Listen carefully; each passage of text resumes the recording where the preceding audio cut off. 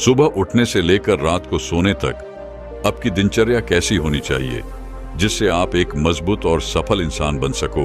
तो चलिए इसे एक कहानी के माध्यम से समझते हैं। तो चलिए कहानी की शुरुआत करते हैं। दोस्तों, सुबह उठते ही सबसे पहले आप क्या करते हैं?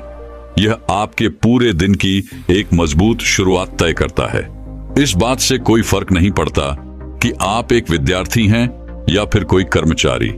सुबह की एक सही शुरुआत आपके भीतर उत्पादकता की कमी को दूर करता है, अर्थात प्रोडक्टिविटी बढ़ाता है।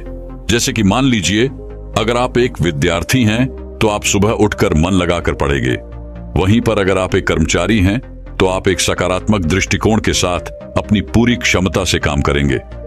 मैं नहीं जानता कि आप यह वीडियो अंत तक देखेंगे या नहीं, लेकिन अगर आपने इस वीडियो पर क्लिक किया है और आप इस वीडियो को देख रहे हैं तो इतना तो जाहिर सी बात है कि आप अपना जीवन बदलना चाहते हैं। आप अपनी सुबह को बेहतरीन बनाना चाहते हैं। आप अपने सुबह की तरोताजा और मजबूत शुरुआत करना चाहते हैं। वहीं पर यदि मैं आप लोगों से यह कहूं कि आपको सुबह उठना है, व्यायाम करना है या फिर ध्यान करना है, एक अच्छी सी किताब पढ़नी है और साथ ही एक गिलास पानी पीना है और ऐसे ही कई सारे काम, तो क्या आप इन आदतों को अपने जीवन में अपना पाएंगे? इसका जवाब है नहीं, क्योंकि अच्छी आदत तो हम सभी को पता होती है, लेकिन फिर भी हम चाहकर भी उन अच्छी आदतों को अपने जीवन में उतार नहीं पाते। और मैं जानता हूं कि आप में से हर कोई अपने जीवन में उन अच्छी आदतों को उतारना चाहता है, लेकिन वह उसके लिए कोई आसान और छोटा रास्ता ढूंढ रहा है। देखिए, मैं भी यह जानता हूं कि हम सभी अपने दिन की शुरुआत अच्छी करना चाहते हैं ताकि हमारा पूरा दिन अच्छा बीते, सकारात्मक बीते, लेकिन हम चाहकर भी अपने दिन की शुरुआत अच्छी नहीं कर पाते और दिन भी हमारा यूं ही बीत जाता है। हम में से अधिकांश लोग तो केवल तेजी से उठने के कारण ही अपना पूरा दिन यूं ही बर्बाद कर देते हैं, जिसके बाद उन्हें पछतावा होता है। वह ये सोचते रह जाते हैं कि काश मैं जल्दी उठा होता और मैंने अपने इस दिन की शुरुआत अच्छी तरह से की होती, तो आज का ये मेरा दिन बहुत अच्छा जाता। लेकिन क्या केवल सोचने मात्र से आपका ये दिन बेहतर हो सकता है? क्या आपने कभी इसके बारे में सोचा है? तो आज की जो कहानी मैं आपके लेकर आया हूं, इस कहानी के माध्यम से हम सुबह की कुछ ऐसी आदतों के बारे में जानेंगे जिन्हें अपनाकर आप अपने जीवन में एक अलग चमत्कार ला सकते हैं। अर्थात आप अपने जीवन को पूरी तरह से बदल सकते हैं और आपका हर एक दिन, हर एक सुबह पहले से कहीं ज्यादा बेहतरीन हो जाएगी। आपकी सुबह सकारात्मक होगी, जिस कारण आपका पूरा दिन बेहतर से बेहतरीन होने लगेगा और आप जैसे चाहेंगे आप अपना दिन वैसा बना सकते हैं। बहुत समय पहले की बात है, एक नगर में विजय नाम का एक व्यक्ति रहता था जो अपने जीवन में कुछ करना चाहता था। वह पैसा कमाना चाहता था, नाम कमाना चाहता था, लोगों के बीच अपनी पहचान बनाना चाहता था, लेकिन वह अपनी बुरी आदतों के कारण बहुत परेशान था। वह अपने इन बुरी आदतों को बदलना तो चाहता था, लेकिन वह चाहकर भी अपनी इन बुरी आदतों से पीछा नहीं छुड़ा पा रहा था। वह हर रोज देरी से उठता और उठते ही वह स्नान करता। उसके बाद वह नाश्ता करता। वह जल्दबाजी में अपने काम पर निकल जाता और अधिकांश ही वह अपने दफ्तर तक पहुंचने में देर कर देता, जिस कारण उसका मालिक उसे बहुत खरी खोटी सुनाया करता था और इसी वजह से उसका पूरा दिन भी बेकार हो जाया करता। वह दिन भर क्रोधित रहता, परेशान रहता, चिड़चिड़ा रहता और दूसरी तरफ जब वो शाम को थका हारा घर लौटता तो घर पर भी उसे तरह तरह के ताने सुनने को मिलते, जिस कारण वो बहुत परेशान रहने लगा था। वो बहुत चिंतित रहने लगा था। उसे कुछ भी समझ नहीं आ रहा था कि आखिर वह क्या करे, किस तरह से अपने इन बुरी आदतों से छुटकारा पाए, किस तरह से वह अपने जीवन में वह हासिल करे जो वो चाहता है। देखते ही देखते ऐसे ही कई दिन बीत गए और एक दिन जब वो अपने दफ्तर देरी से पहुंचा तो उसका मालिक पहले से ही क्रोधित था, जिस कारण उसने विजय को काम से निकाल दिया। अब विजय बेरोजगार हो चुका था और उसके पास इतने पैसे भी नहीं थे कि वह कुछ दिनों तक अपने घर का गुजारा कर सके और इसी कारण विजय अत्यधिक चिंता में था।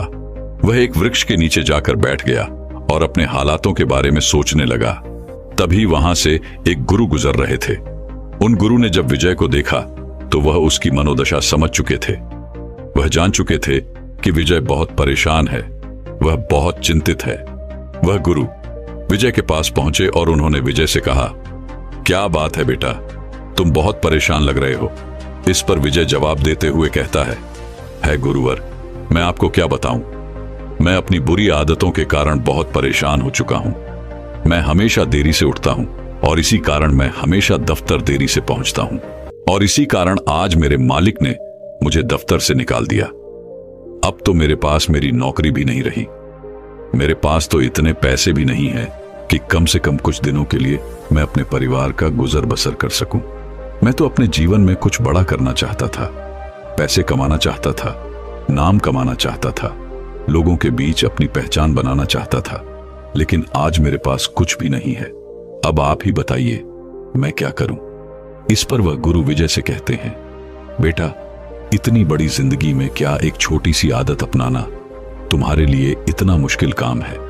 अगर तुम कुछ अलग करना चाहते हो, कुछ बड़ा करना चाहते हो, अपना नाम कमाना चाहते हो, पैसा कमाना चाहते हो, तो याद रखो कि तुम्हें वह नहीं करना जो दुनिया कर रही है। तुम्हें तो कुछ अलग करना होगा।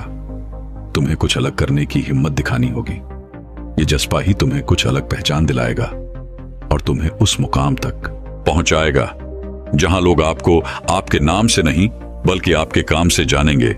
और इसकी शुरुआत तुम्हें अपने उन आदतों से करनी होगी जिन आदतों के कारण तुम आज इतने परेशान हो, जिनके कारण आज तुम यहां पर हो।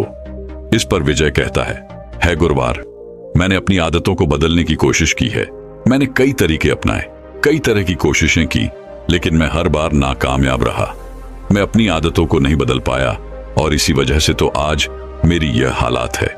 इस पर वह गुरुवर विजय से कहते हैं, क्योंकि बेटा, तुम वो कर रहे थे जो लोग कर रहे हैं। तुमने कुछ अलग करने की कोशिश ही नहीं की। तुम्हें जिसने जो बताया तुमने वो तरीका अपना लिया। क्या तुमने इसे अपने जीवन में उतार कर देखा? क्या तुमने इसे अपने तरीके से अपना कर देखा? इस पर विजय कहता है, नहीं गुरुवर, मुझे जिसने जो भी बताया, जैसे भी बताया, मैंने उसे उसी तरीके से अपनाया, लेकिन फिर भी मैं उन्हें अपना ना सका। तभी वह गुरु कहते हैं, बेटा, आज मैं तुम्हें कुछ ऐसी आदतें बताने जा रहा हूं जो बहुत छोटी सी हैं, लेकिन तुम्हारे जीवन में बहुत बड़ा बदलाव लाने में सक्षम है। यदि तुम इन आदतों को अपने जीवन में उतार लेते हो तो तुम अवश्य ही अपने जीवन में सफलता प्राप्त कर पाओगे। तुम जैसे चाहोगे तुम अपना जीवन वैसे ही बिताओगे। तभी विजय कहता है गुरुवर, बताइए वह कौन सी आदतें हैं? कृपया करके मेरा मार्गदर्शन करें। इस पर गुरुवर विजय से कहते हैं, बेटा, सबसे पहली आदत है कि भीड़ से पहले उठो। तुमने देखा होगा कि अधिकांश लोग 9 बजे, 10 बजे या फिर 11 बजे तक उठते हैं और ऐसे उनका आधा दिन तो यूं ही निकल जाता है। लेकिन जब तक उन बाकी लोगों से सुबह जल्दी उठते हो तो तुम पहले ही उन बाकी लोगों के मुकाबले सबसे अमीर हो, क्योंकि तुम उनके मुकाबले 3-4 घंटे पहले हो चुके हो और पूरे दिन में तुम्हारे पास अब 3-4 घंटे उनसे कहीं ज्यादा है।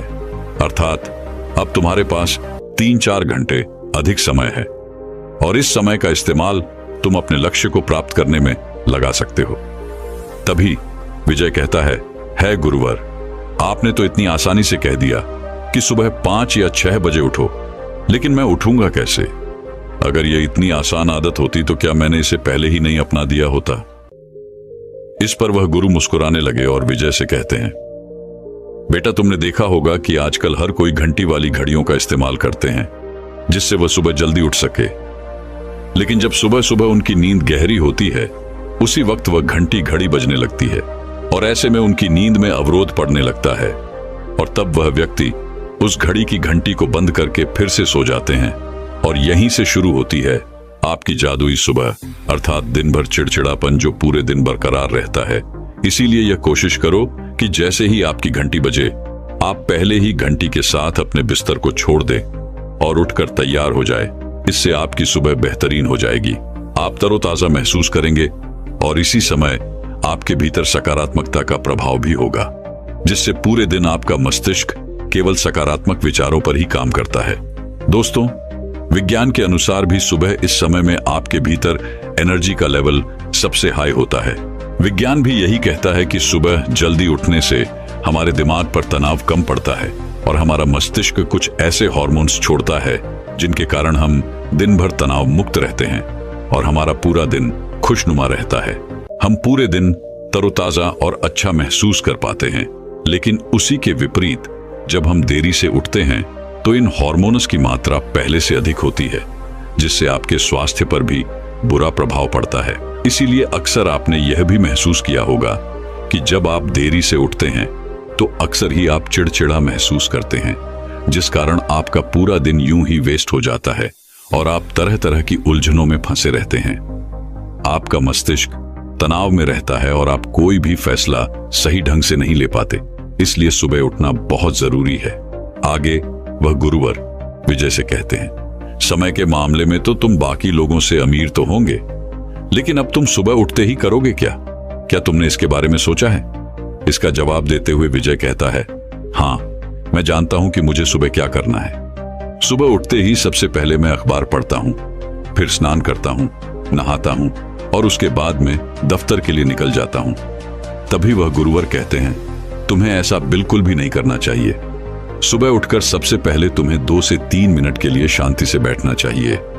उसके बाद तुम्हें पूरे 1 गिलास पानी पीना चाहिए, क्योंकि रात भर तुम्हारे शरीर को पानी नहीं मिला होता, जिस कारण तुम्हारे शरीर में पानी की कमी होती है। और ऐसे में जब तुम 1 गिलास पानी पीते हो, इससे न केवल तुम्हारे शरीर को पानी मिलता है, बल्कि हमारा शरीर और मजबूत होता है और उसे तरह तरह की बीमारी से लड़ने की क्षमता भी प्राप्त होती है।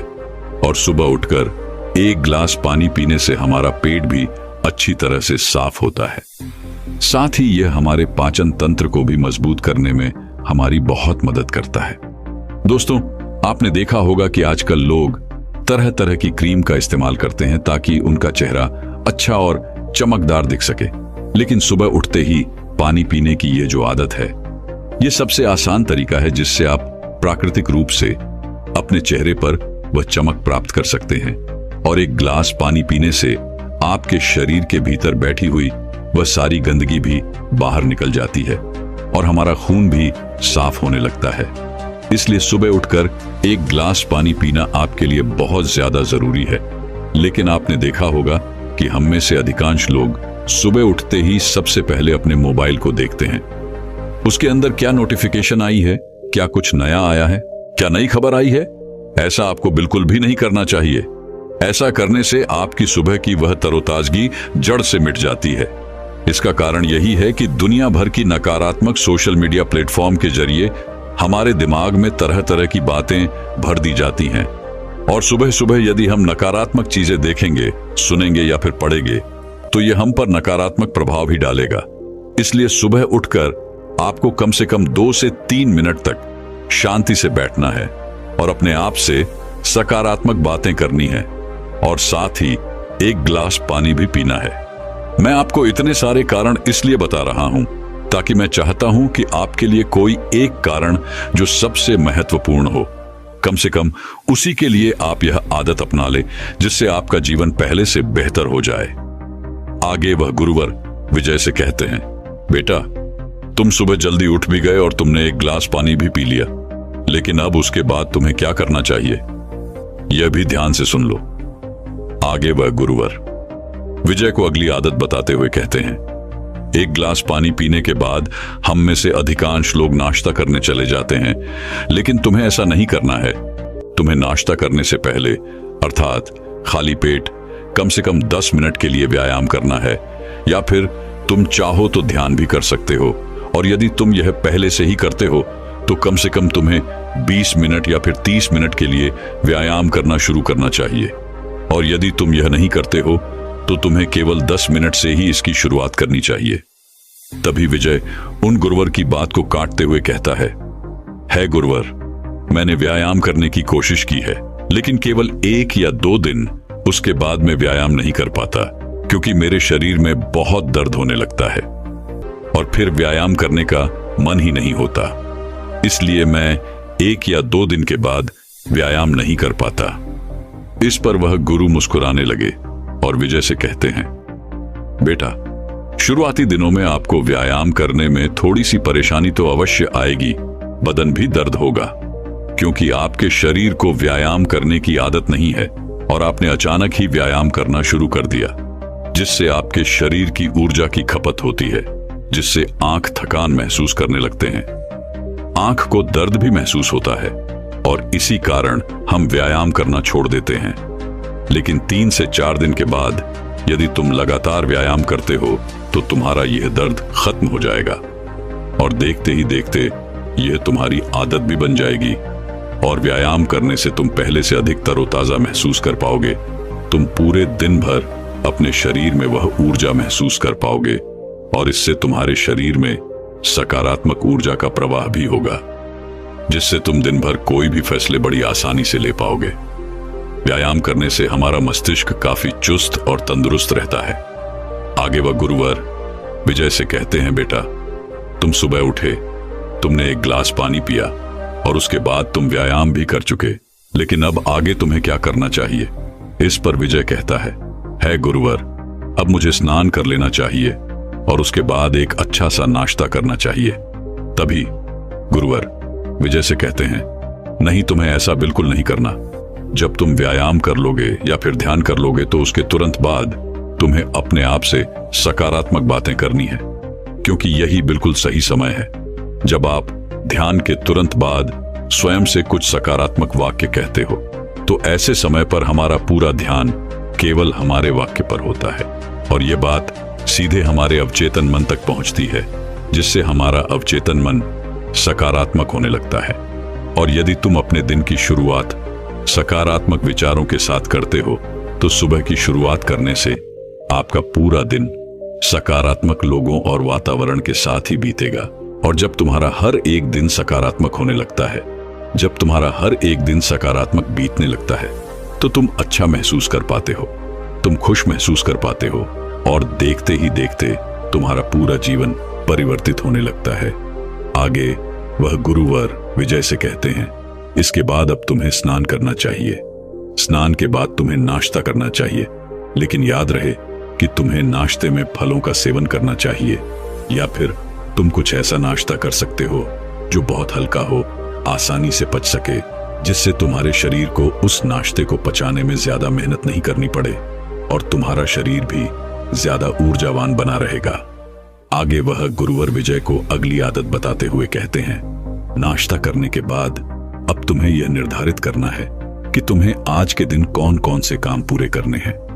तुम्हें एक पेन और पेपर पर वो सारे काम लिखो जो आज के दिन तुम्हें पूरे करने हैं। और सच कहूं तो यह बहुत मुश्किल भी नहीं है, लेकिन अक्सर यह हर दिन एक ही जैसा होता है। दोस्तों, मान लीजिए जैसे कि आप एक विद्यार्थी हैं तो आपको विद्यालय जाना होगा और विद्यालय से आने के बाद आपको जो भी घर काम मिला है वह आपको पूरे करने होंगे और उसके बाद आप चाहें तो पढ़ाई कर सकते हैं या फिर आप चाहे तो खेलने जा सकते हैं और उसके बाद बीच बीच में आप भोजन भी ग्रहण कर सकते हैं और फिर शाम को अपना भोजन ग्रहण करने के बाद आप सो जाएंगे। कुछ इसी तरह से एक कर्मचारी का भी रूटीन होता है और आप चाहें तो समय अनुसार इसमें बदलाव भी ला सकते हैं। जैसे कि मान लीजिए आप कोई नौकरी करते हैं और आज के दिन कोई छुट्टी है, तो आज आप यह तय कर सकते हैं कि आप कुछ अलग करने वाले हैं। आप उसके अनुसार अपने समय में बदलाव भी कर सकते हैं। यह आदत भले ही छोटी सी है और हो सकती है कि यह आपको ऊहाव भी लगे, लेकिन यकीन मानिए कि यह रोज रोज आपको यह समझाए कि आखिर आपने कल क्या किया था और आज क्या किया है, आप पहले से कितना बेहतर हुए हैं, यह देखने में यह आपकी बहुत मदद करेगा। आगे वह गुरुवर विजय से कहते हैं, अगली आदत जो तुम्हें तुम्हारा लक्ष्य पाने में तुम्हारी मदद करेगी और वह है कदम उठाना, क्योंकि हम में से अधिकांश लोग अपने लक्ष्य को पाने के लिए कदम ही नहीं उठाते। वे लोग यह सोचते हैं कि कोई और आकर उनकी मदद करेगा, लेकिन ऐसा कभी नहीं होने वाला। दोस्तों, मानसिक दर्शन अर्थात विजुअलाइजेशन, क्या आप यह मानते हैं कि जिस लक्ष्य को हम अपने जीवन में पाना चाहते हैं उसे हासिल करने के लिए हमें उसे रोज याद रखना जरूरी है? वैसे इसके ऊपर हमने अलग से एक वीडियो बना रखा है, आप चाहें तो उसे भी जाकर के देख सकते हैं। हमें उस लक्ष्य को रोज महसूस करना जरूरी है, अपने सांसों से उसे अपने अंदर अर्थात अपने अंतर मन में लाना जरूरी है। यह चीज भले ही आपको छोटी सी लग रही हो, लेकिन यह हमारे लक्ष्य को पाने के लिए उतनी ही बड़ी भूमिका निभाती है। केवल रोज 5 से 10 मिनट के लिए मानसिक दर्शन करने पर न केवल हम अपने औचित्य मन को फिर से तैयार करते हैं, बल्कि उन लक्ष्यों को भी अपने जीवन में पाने के लिए उन्हें आकर्षित करते हैं। इसलिए विजुअलाइजेशन अर्थात मानसिक दर्शन सुबह का एक बहुत महत्वपूर्ण हिस्सा है और यह आप सभी के जीवन में होना ही चाहिए। आप सभी के हर एक दिन में होना ही चाहिए और इसे आप अपने समय के अनुसार, अपनी सुविधा के अनुसार किसी भी समय कर सकते हैं। जैसे सुबह उठने के तुरंत बाद, या फिर ध्यान करने के बाद, या नहाने के बाद। और अगर नहाने के बाद तुरंत आप उस शक्ति का स्मरण करते हैं तो अवश्य ही वह आपके जीवन का हिस्सा बन जाएगी।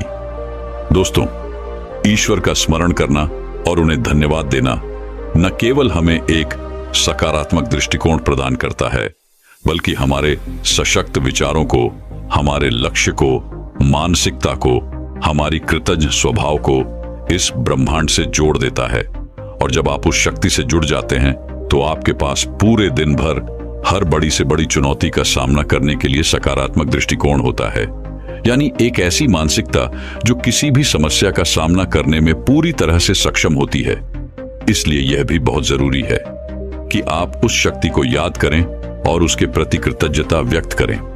आखिर में गुरुवर विजय को आखिरी आदत बताते हुए कहते हैं, सुबह उठकर कुछ अच्छा पढ़ना या लिखने की आदत डालो, क्योंकि अच्छा पढ़ने या लिखने की आदत न केवल हमें मानसिक रूप से ही नहीं बेहतर बनाती है, बल्कि यह हमारे शब्द भंडार को भी विकराल रूप देती है, जिससे हम किसी के सामने भी बात करने में अच्छी तरह से शब्दों का प्रयोग कर पाते और हमें यह भी समझ में आता है कि कौन से शब्द किसके सामने इस्तेमाल करने चाहिए। और इससे हमारे विचारों को, हमारे मानसिकता को और जीवन की चुनौतियों को देखने के हमारे नजरिए को एक नया आईना मिलता है। मैं जानता हूं कि पढ़ना और लिखना यह आदत इतनी आसानी से नहीं पड़ने वाली। इसके लिए आपको निरंतर इसका अभ्यास करना होगा और आप चाहें तो इसे वैकल्पिक तौर पर कर सकते हैं, अर्थात अल्टरनेटिव दिन आप यह कर सकते हैं। जैसे कि मान लीजिए आप एक दिन लिखते हैं और एक दिन पढ़ते हैं, या फिर आप चाहें तो एक सप्ताह पढ़ सकते हैं और एक सप्ताह लिख सकते हैं। और लिखने में आप चाहें तो आप अपने लक्ष्य के बारे में लिख सकते हैं। आप सकारात्मक वाक्य लिख सकते हैं, सकारात्मक बातें लिख सकते हैं, जिससे हमारी मानसिकता को बदलने में बहुत मदद मिलती है, जिससे हमारी सोच में परिवर्तन भी आता है और हम सकारात्मकता की ओर आगे बढ़ने लगते हैं और हम सकारात्मक कदम उठाने लगते हैं। आगे वह गुरुवर विजय से कहते हैं, बेटा, ये सभी आदतें आपको भीड़ से अलग बनाती हैं, जिससे तुम्हें गजब का आत्मविश्वास भी झलकने लगता है। यदि तुम किसी भी व्यक्ति के सामने मजबूती से अपनी बात रखने की क्षमता हासिल कर लेते हो तो वह तुम्हारी बात अवश्य सुनेगा। इन सभी आदतों के कारण तुम स्वयं के अंदर वह आत्मविश्वास, वह जज्बा महसूस कर पाते हो, जिससे तुम किसी भी लक्ष्य को हासिल करने के लिए प्रेरित रह पाते हो। और यही कारण है कि इस दुनिया के सबसे सफल लोग इन आदतों को अपनाते हैं, जिससे वह अपने जीवन में किसी भी मुश्किल का सामना बड़ी आसानी से कर पाते हैं और वह अपने जीवन में जैसा चाहते हैं उन लक्ष्य को प्राप्त भी कर लेते हैं। इतना कहकर वह गुरुवर शांत हो गए और अपने मार्ग में आगे की ओर बढ़ चले। विजय वहीं पर बैठा हुआ था और उन गुरु की सारी बातों के बारे में सोच रहा था, विचार कर रहा था, और उसे यह भी समझ में आ चुका था कि वह अब तक क्या गलतियां कर रहा था, वह क्यों अब तक अपने लक्ष्यों से इतना दूर है। उसने अगले दिन से ही उन गुरु की सभी बातों को अपने जीवन में उतारना शुरू कर दिया और देखते ही देखते उसका पूरा जीवन बदलने लगा। दोस्तों, यदि आप भी अपने जीवन में कुछ बड़ा हासिल करना चाहते हैं, कुछ अलग पाना चाहते हैं, तो आपको भी यह आदतें अपनानी चाहिए। तो दर्शकों, चलिए अब मन को नियंत्रित करने की अगली रोचक कहानी की शुरुआत करते हैं। दोस्तों, बहुत समय पहले की बात है। एक नगर में एक बहुत ही प्रसिद्ध गुरु रहा करते थे। उनकी ख्याति दूर दूर तक फैली हुई थी। उनके पास लोग दूर दूर से आया करते थे। एक दिन वह अपने शिष्यों को कुछ उपदेश दे रहे थे। वह कह रहे थे, हमारा मन बहुत शक्तिशाली है, इसकी शक्ति अपार है। जिसने भी अपने मन पर नियंत्रण पा लिया वह अपने जीवन में कुछ भी पा सकता है। अपने मन का इस्तेमाल करके तुम वो सब कर सकते हो, तुम वो सब पा सकते हो जो तुम चाहते हो, और इसमें तुम्हें कोई नहीं रोक सकता। वहां पर उपस्थित सभी शिष्य उन गुरु की सारी बातें ध्यानपूर्वक सुन रहे थे। तभी एक शिष्य खड़ा हुआ और उसने उन गुरुवर से कहा, गुरुवर, आखिर यह मन क्या है? हम कौन हैं और इस ब्रह्मांड में हमारा अस्तित्व क्या है। इस पर गुरु मुस्कुराने लगे और अपने उस शिष्य से कहते हैं, तुम कौन हो? पहले तुम मुझे यह बताओ। इस पर मनुष्य कहता है, हे गुरुवर, मैं एक लड़का हूं। मैं आप ही के साथ इसी आश्रम में रहता हूं। मेरा नाम पृथ्वी है और मैं आपका एक शिष्य हूं। इस पर वह गुरु अपने उस शिष्य से कहते हैं, ठीक है, मैं ये समझ गया कि तुम्हारा नाम पृथ्वी है और तुम मेरे साथ मेरे आश्रम में ही रहते हो। तुम मेरे एक शिष्य हो, लेकिन यह तो तुम्हारा शरीर है जो हमें इस दुनिया में दिखाई दे रहा है, लेकिन आपके भीतर जो आपके शरीर को चलाने वाली शक्ति है वह तो दिखाई नहीं देती, और शरीर को चलाने वाली चैतन्य शक्ति को ही हम आत्मा कहते हैं।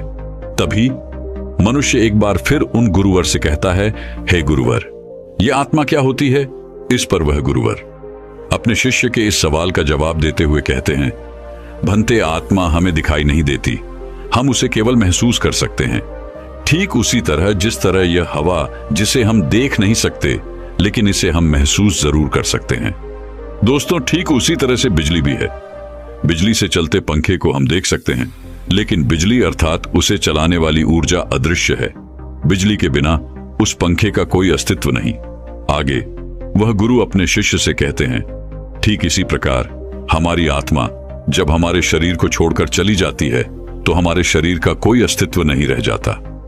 हमारा अस्तित्व वहीं पर समाप्त हो जाता है, जिसे हम मृत्यु कहते हैं। तभी मनुष्य एक बार फिर से खड़ा होता है और उन गुरुओं से कहता है, आप तो हमें मन के बारे में बता रहे थे, फिर आखिर हमारे मन और हमारी आत्मा का क्या संबंध है? इस पर वह गुरु कहते हैं, अपने शिष्य को समझाते हुए कहते हैं, भंते, हमारी आत्मा 3 काम करती है, मन, बुद्धि और संस्कार। चलो मैं तुम्हें इसे एक उदाहरण के तौर पर समझाता हूं।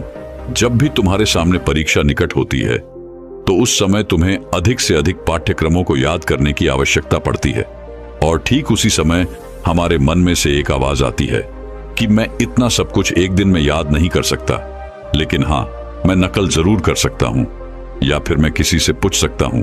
ठीक इसी प्रकार हमारे मन में कई प्रकार के विचार उत्पन्न होने लगते हैं, और जब आप इन सब विचारों को पढ़कर किसी एक विचार पर निर्णय लेते हैं, अर्थात किसी एक विचार पर संकल्प लेते हैं, तो इसी फैसले को बुद्धि कहते हैं। और वहीं पर यदि आपकी बुद्धि भी आपसे यही कहती है, हां, तुम नकल करके अवश्य ही उत्तीर्ण हो जाओगे और ऐसा करना सही है, तो ये हो गया आपका संस्कार। और एक बार यदि आपका संस्कार बन गया तो सोच किसी काम की नहीं रह जाती, संस्कार ही हमारे व्यवहार में रह जाता है। जैसे कि अभी आप किसी के बच्चे हैं, किसी के भाई, किसी के बहन, किसी की माता या फिर पिता। सभी के जीवन में आप एक अलग और अहम भूमिका निभाते हैं। आपकी अलग अलग जिम्मेदारियां भी हैं, लेकिन आप हैं तो एक ही। ठीक इसी प्रकार हमारी आत्मा भी है, वह है तो एक ही, लेकिन वह 3 अलग अलग काम करती है, मन, बुद्धि और संस्कार। और हमारी आत्मा की सबसे पहली सोच में शक्ति है मन, क्योंकि हमारा मन बहुत शक्तिशाली होता है। इसमें अपार शक्ति होती है। मन में ही सोचने और विचारने की क्षमता होती है। हमारे मन में ही इच्छा शक्ति और कल्पना शक्ति जागती है। मन से ही हम महसूस करते हैं, और जब हम अपने मन की शक्ति के अधीन हो जाते हैं तो हम अपने हर कार्य को मन की संतुष्टि के लिए करने लगते हैं। जो कार्य सरल होता है उसे तो हम बड़ी आसानी से कर लेते हैं, लेकिन जो भी कार्य थोड़ा सा भी मुश्किल होता है, जिन्हें पूरा करने में हमें थोड़ी मेहनत करनी पड़ती है, उसके लिए हमें एक सशक्त विचार और मजबूत संकल्पनाओं की आवश्यकता पड़ती है। लेकिन जब हम उस कार्य को नहीं कर पाते तो हम अपने आप को अर्थात अपने मन को दोष देने लगते हैं, उसे कोसने लगते हैं। लेकिन हम ये भूल जाते हैं कि हमारा मन अत्यधिक चंचल है, ठीक उसी चंचल घोड़े की तरह जो हर दिशा में लगातार भागता रहता है। मन उस जिद्दी बच्चे की तरह होता है जो किसी की बात नहीं मानता, और अंततः उसे जो चीज चाहिए वह उसे हासिल करके ही रहता है। और जब हम अपने आत्मा के अस्तित्व को नकार करके शरीर को ही अपनी पहचान बनाते हैं तो हम अपने मन के अधीन हो जाते हैं। इतना ही नहीं, हम अन्य व्यक्तियों के मन को लुभाने वाले वस्त्रों और तरह तरह की चीजों का आचरण भी करने लगते हैं। तभी मनुष्य उन गुरुवर से कहता है, हे गुरुवर, तो क्या केवल हमारे मन हमें केवल भटकाने का ही कार्य करता है? क्या इसका और कोई कार्य नहीं? इस पर वह गुरु कहते हैं, उस शिष्य से कहते हैं, भंते हमारे मन का दूसरा पहलू भी है। हमारा मन अन्य शक्तियों और संभावनाओं का भंडार है। जब से इस ब्रह्मांड की उत्पत्ति हुई है तब से ही हमारा मन भी है, और यह नश्वर है, अर्थात इसे कभी मारा नहीं जा सकता। यह एक शरीर छोड़कर दूसरे शरीर में बस जाता है, और जब हम यह महसूस कर पाते हैं कि हमारा अस्तित्व इस नश्वर शरीर से कहीं आगे है, तब हम यह भी समझ पाते हैं कि हमारी आत्मा इस ब्रह्मांड का एक अंश है। हम अपने मन के अनंत शक्ति को महसूस कर पाते हैं। इस दुनिया में जन्म लेने वाले महान वैज्ञानिक और बड़े से बड़े लोग भी अपने मन का केवल 15% हिस्सा ही इस्तेमाल कर पाए हैं, और जब केवल 15% शक्तियां हासिल करने के बाद भी वह अपना नाम अमर कर गए। तो जरा एक बार के लिए अंदाजा लगाइए कि अगर आपने अपने मन का 100% इस्तेमाल कर लिया तो आप किस प्रकार की संभावनाओं को हासिल कर सकते हैं। एक औसत व्यक्ति अपने मन का केवल 5% हिस्सा ही इस्तेमाल कर पाता है, और बची हुई सारे 95% शक्तियां हमारे मित्र के साथ ही यूं ही व्यस्त हो जाती हैं। हमारे मन में हर रोज हजारों विचार जन्म लेते हैं, और जब वैज्ञानिकों ने हमारे मन पर शोध की तो उन्हें पता लगा कि ये मुख्य 4 प्रकार के होते हैं, जिनमें सबसे पहला है सकारात्मक विचार। लेकिन इनकी मात्रा बहुत कम होती है। जो भी व्यक्ति सकारात्मक विचार रखता है वह जीवन में कुछ भी हासिल कर सकता है। वह हमेशा खुश और आनंदित रहता है। वह किसी भी बड़ी से बड़ी समस्या या परिस्थितियों का सामना करने में सक्षम होता है।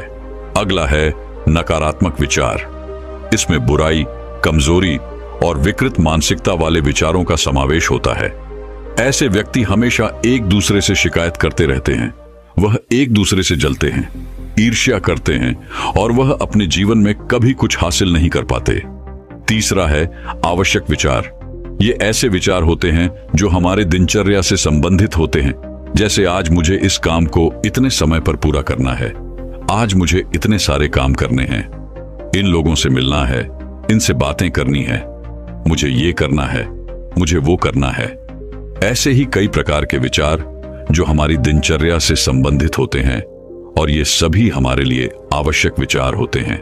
हम दिन भर जो भी कार्य करते हैं वो हमारे आवश्यक विचारों के कारण ही होता है। चौथा है व्यस्त विचार। इसमें जितने भी विचार होते हैं वह सभी बीती घटनाओं से प्रेरित होते हैं। जैसे कि पिछले साल मेरे मित्र ने मुझे धोखा दिया था, इसलिए मैं उससे बात नहीं करना चाहता, मैं उससे नफरत करता हूं।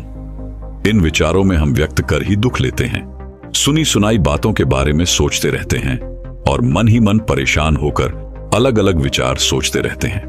और एक मनोवैज्ञानिक के विश्लेषण के अनुसार हमारे मन में आने वाले 80% विचार भूतकाल की बीती घटनाओं से ही प्रेरित होते हैं, और 15% विचार भविष्य की कल्पनाओं से संबंधित होते हैं। जैसे मैं भविष्य में यह करूंगा, यदि मैं ऐसा करूंगा तो मुझे वैसा मिलेगा, मैं यह करूंगा, मैं वह करूंगा, मुझे ये मिलेगा, मुझे वो मिलेगा। और बचे हुए केवल 5% विचार ही हम वर्तमान में रहकर जीते, अर्थात वर्तमान समय से संबंधित होते हैं, जबकि हम ये भूल जाते हैं कि वर्तमान हमारे लिए कितना कीमती है, और ये आप भी अच्छी तरह से जानते हैं। तभी शिष्य एक बार फिर उन गुरुर से कहता है, हे गुरुवर, आखिर यह व्यर्थ के विचार हमारे जीवन पर किस प्रकार प्रभाव डालते हैं? इसका जवाब देते हुए वह गुरुवर अपने उस शिष्य से कहते हैं, भंते, जब हम अपने विचारों को अपनी बौद्धिक शक्ति से खुद पर हावी कर लेते हैं तो यह हमारे संस्कार बन जाते हैं, और यही संस्कार हमारे व्यवहार में भी झलकता है, और यही हमारे जीवन में घटने वाली घटनाओं का निर्धारण भी बनता है। मान लीजिए, क्या आपने हाल ही में कोई ऐसा बुरा अनुभव किया है जिसे आप भुलाना चाहते हैं लेकिन आप भुला नहीं पा रहे? आपके साथ कुछ ऐसा घटा है जो आप याद नहीं रखना चाहते, और आपने उसी व्यक्ति के विचार को अपना संस्कार बना लिया, तो आप व्यर्थ ही परेशान रहेंगे, चिंतित रहेंगे, और इसका परिणाम यह होगा कि आपका जीवन दुखों से भर जाएगा। आप हमेशा चिंता में परेशान रहेंगे। लेकिन उसी के विपरीत, यदि आप अपनी बौद्धिक शक्ति का इस्तेमाल करके किसी सकारात्मक विचार को आत्मसात करते हैं तो आपका जीवन शांत और आनंद में हो जाएगा। आप हर काम में मन लगा पाएंगे, आप हर काम में अपना 100% दे पाएंगे। इसलिए यह हम पर निर्भर करता है कि हम अपने मन को अपना सबसे अच्छा दोस्त बनाना चाहते हैं या दुश्मन, क्योंकि जैसे हमारे मन के विचार होंगे वैसे ही हमारी भावनाएं और व्यवहार भी होगा, और फिर वैसा ही हमारा जीवन भी होगा, क्योंकि हमारे विचार के आधार पर ही हमारे मन की मान्यताएं निर्मित होती हैं, और जैसी मान्यताएं होती हैं वैसा ही हमारा जीवन भी होता है। क्योंकि हमारे मन में उठने वाले विचार एक बीज की तरह है। जैसे विचार हम अपने मन में बोते हैं वैसे ही हमें फल भी मिलते हैं। यदि आप सकारात्मक विचारों के बीज मन में बोएंगे तो आपका जीवन सकारात्मकता से भर जाएगा। फलस्वरूप आप खुश और आनंदित रहेंगे। आप किसी भी परिस्थिति का सामना करने में सक्षम होंगे। सकारात्मकता हमारे भीतर शक्ति का संचार करता है, जबकि नकारात्मक विचार हमारे मानसिक शक्तियों को कमजोर कर देता है, जिस कारण हम अधिकांश थकान और आलस महसूस करते हैं और हम अपने लक्ष्य की तरफ भी आगे नहीं बढ़ पाते। और ऐसे अधिकांश व्यक्ति अपने जीवन में कभी कोई लक्ष्य निर्धारित तक नहीं करते, जिस कारण उनका पूरा जीवन यूं ही व्यर्थ हो जाता है। वह अपना पूरा जीवन बिना किसी लक्ष्य के जीते हैं। आगे वह गुरु अपने शिष्य को आत्मा का दूसरा काम बताते हुए कहते हैं, हे भंते, दूसरी शक्ति है बुद्धि। हमारे मन और बुद्धि का एक दूसरे से बहुत गहरा संबंध है, और इन 3 शक्तियों में बुद्धि सबसे महत्वपूर्ण है। इसी को हम अंतरात्मा की आवाज भी कहते हैं, क्योंकि यह कभी गलत नहीं होती, केवल आवश्यकता है तो इसे सुनने की। हमारी बुद्धि के पास 2 शक्तियां होती हैं, विवेक और स्वतंत्रता। जब हम विवेक से किसी विचार के बारे में सोचते हैं तो हम यह समझ पाते हैं कि वह सही है या गलत, और हम उस पर एक सही निर्णय ले पाते हैं। हम सही विचार अपनाने की शक्ति रखते हैं। हमारी बुद्धि को विवेक और स्वतंत्रता इसलिए दी गई है ताकि हम अपने हर काम को स्वतंत्रता पूर्वक तथा विवेकपूर्ण होकर अपने काम कर सके, जिससे हम अपने कर्म के प्रति स्वयं उत्तरदायी हों, ना कि ईश्वर, क्योंकि ईश्वर कभी भी हमारे कदमों में दखलंदाजी नहीं करते। हम स्वयं अपने विवेक से अपने जीवन के निर्णय लेते हैं। हम अपनी बुद्धि के विवेक से ही सही और गलत का फैसला करते हैं, और जब हमारी बुद्धि किसी बात को लेकर अपनी अंतरात्मा को परखती है, उसका विश्लेषण करती है, तो वह हर बात का वास्तविक फैसला कर पाती है। इसलिए आपने कभी ना कभी यह महसूस किया होगा कि जब भी आपने अपने अंतरात्मा की आवाज सुनी है और आपने एक सही निर्णय लिया है तो आपको एक सुकून महसूस होता है, और इसी के विपरीत जब आप अपने अंतरात्मा की आवाज नहीं सुनते और कोई गलत निर्णय लिए बैठते हैं, तब आप अंदर ही अंदर ग्लानि से भर जाते हैं, और तब हमारी अंतरात्मा हमें एक कचोटने लगती है, जिससे हमारा आत्मविश्वास डगमगाने लगता है और हम जीवन के छोटे से छोटे और बड़े से बड़े फैसले लेने में भी कतराने लगते हैं। तब हमारे भीतर तनाव उत्पन्न होने लगता है, चिंता बढ़ने लगती है, और हर एक दिन हमारी क्षमताएं भी कमजोर बढ़ने लगती हैं, जिस कारण हमारे जीवन में दुख बढ़ने लगता है। हम अपने भीतर एक तनाव महसूस करते हैं, और ये तनाव हमारी थकान और आलस का कारण बन जाता है। हम देखते ही देखते चिड़चिड़े होने लगते हैं।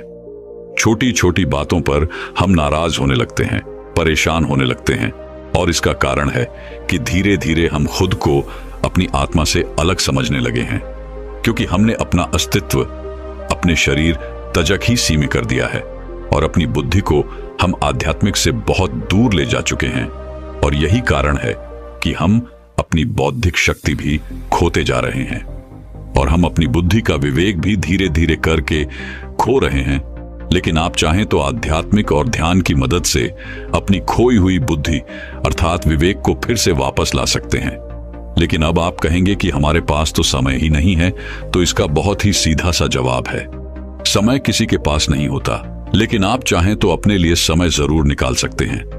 सुबह सुबह आप योगा आभास कर सकते हैं, ध्यान कर सकते हैं, अपनी बुद्धि को विवेक और स्वतंत्रता का उपहार दे सकते हैं, और अपना जीवन खुशी और खुशहाली से भर सकते हैं। अपना जीवन असंख्य सकारात्मक भावनाओं से भर सकते हैं। जब हम सुबह सुबह ध्यान करते हैं तो इससे हमारी आत्मा भी सकारात्मक ऊर्जा से भर जाती है। खुद के साथ हम एक जुड़ाव महसूस कर पाते हैं। दिन भर हम एक ऊर्जा महसूस कर पाते हैं जिससे हम खुश रह पाते हैं, आनंदित रह पाते हैं और दिन भर हम अपने भीतर आत्मविश्वास महसूस कर पाते हैं। आगे वह गुरुवर अपने उस शिष्य से आत्मा का तीसरा काम बताते हुए कहते हैं, संस्कार। लेकिन अब आपके मन में यह प्रश्न उठ रहा होगा, क्या करें? संस्कार क्या होते हैं? तो इसका भी बहुत ही सीधा और सरल सा जवाब है। मन में आने वाले विचारों को जब हम अपनी बुद्धि के तराजू पर तोलते हैं और सही और गलत में से किसी एक विचार को जब हम चुन लेते हैं, तो वही हमारा संस्नम कार्व जाता है और हमारे जीवन का निर्धारण करता है। और हमारे संस्कार ही हमारे व्यवहार में उतरते हैं, जो हमारे कामों को भी संचालित करते हैं और यही हमारे व्यक्तिगत अर्थात हमारी पर्सनालिटी का निर्माण भी करते हैं। हमारा मन, बुद्धि और संस्कार तीनों एक दूसरे से जुड़े हुए हैं। वह तीनों एक दूसरे को प्रभावित करते हैं। अगर संस्कार अच्छे हैं तो मन और बुद्धि भी सकारात्मक रूप से अच्छी तरह काम करती है। ये बात तो आप भली भांति जानते होंगे कि इस पृथ्वी पर असंख्य लोग हैं, लेकिन उन सभी के संस्कार एक दूसरे से अलग है। उन सभी का आचरण भिन्न है और जिसका कारण है संस्कार। और ये संस्कार भी 5 प्रकार के होते हैं, जिनमें सबसे पहले है मूल संस्कार। जब परमात्मा के धाम से आत्मा इस दृष्टि पर आती है, तब वह पवित्र और सातों गुणी संस्कारों से भरपूर और होती है। और यही कारण है कि जब भी हम किसी छोटे नवजात शिशु को देखते हैं, तब हम उसके प्रति आकर्षित होने लगते हैं, क्योंकि उसमें हमेशा हमें प्रेम, सकारात्मक भावना ही नजर आती है। लेकिन जैसे जैसे वह बच्चा बड़ा होने लगता है, तो वह भी इस समाज की सीमित मानसिकताओं में बड़ा होने लगता है और धीरे धीरे वह अपने अस्तित्व को भूल जाता है।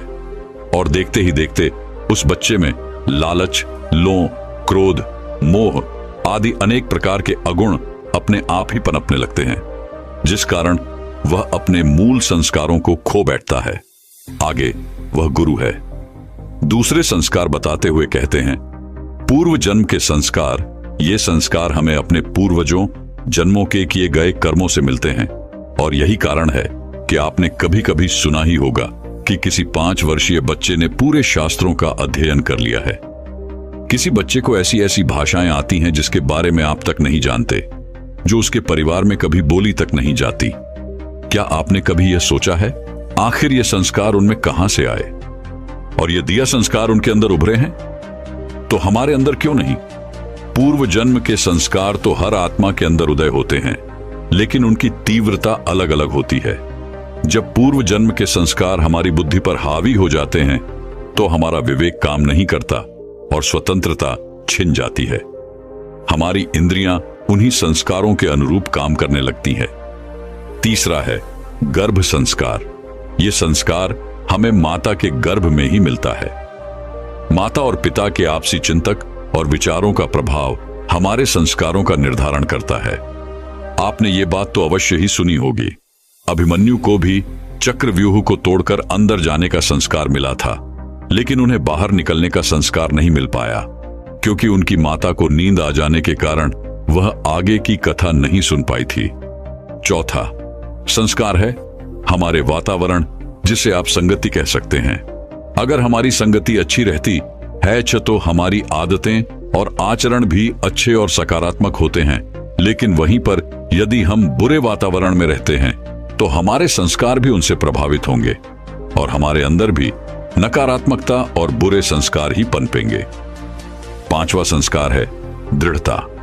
हम दृढ़ता से अच्छा संस्कार बना सकते हैं और मुश्किल से मुश्किल कामों को हम आसानी से कर सकते हैं। जब हम मनोबल का इस्तेमाल करके अपने भीतर कोई अच्छा संस्कार लाते हैं, तो इससे हमारा व्यक्तित्व चमकने लगता है और हमारा आत्मविश्वास भी बढ़ जाता है। हमारी आत्मा को इस संस्कार से एक सकारात्मक दिशा मिलती है और हम लगातार अपने लक्ष्यों की ओर आगे बढ़ते चले जाते हैं। इस पर पश्चिम एक बार फिर खड़ा होता है और उन गुरु से कहता है, हे गुरु है, आप कह रहे हैं कि हमारी आत्मा के 5 संस्कार हैं, जिनमें से क्या हम पहले 4 संस्कारों के प्रभाव को खत्म कर सकते हैं, अर्थात क्या उन्हें नया रूप दे सकते हैं? इसका जवाब देते हुए मदुरई अपने शिष्य से कहते हैं, हाँ, यदि तुम चाहो तो अपने भीतर उन चारों संस्कारों को एक बार फिर से निर्मित कर सकते हो। और इसके लिए तुम्हें 5वें संस्कार का इस्तेमाल करना होगा, अर्थात दृढ़ शक्ति और मनोबल से। यदि तुम चाहो तो अपनी दृढ़ इच्छा शक्ति और मनोबल से हर संस्कार को बदल सकते हो। दृढ़ता की यह शक्ति हर व्यक्ति में होती है, लेकिन आवश्यकता है तो केवल इसे जागृत करने की। और इसके लिए हर एक व्यक्ति को एक सकारात्मक संकल्प की आवश्यकता पड़ती है, क्योंकि आपका यही एक दृढ़ संकल्प आपको आपकी आत्मा से जोड़ देगा, जिससे आप अपने भीतर उन चारों संस्कारों को, अर्थात अपनी क्षमताओं को जैसा चाहें पैसा रूप दे सकते हैं। और इसे ही हम आत्मिक ऊर्जा कहते हैं। इसका इस्तेमाल करके तुम अपने जीवन को एक नई दिशा दे सकते हो। तुम जैसा चाहो वैसा पा सकते हो। तुम जो भी लक्ष्य चाहो उसे हासिल कर सकते हो। बस इसके लिए तुम्हें अपनी दृढ़ इच्छा शक्ति को और मजबूत करना होगा और उस पर कायम रहना होगा। इतना कहकर वह गुरुवर शांत हो गए और शिष्य भी अच्छी तरह समझ चुका था कि आखिर उसे क्या करना है, वह किस तरह से इन सभी शक्तियों का इस्तेमाल करेगा और अपने जीवन में अपने लक्ष्य को हासिल करेगा। दोस्तों, मैं उम्मीद करता हूं कि यह कहानी सुनने से आपके जीवन में अच्छे बदलाव आए होंगे। आपको इस वीडियो से क्या सीखने मिला ये कमेंट करके जरूर बताएं और अपने परिवार, दोस्तों या आपके करीबी इंसान के साथ ये कहानी शेयर करके उन्हें भी इस ज्ञान से परिचित करवाएं। बाकी अगर आपको यह वीडियो दिल से अच्छी लगी हो तभी इस वीडियो को लाइक कर देना, और आपने अब तक इस चैनल को सब्सक्राइब न किया हो तो चैनल को सब्सक्राइब भी जरूर कर देना।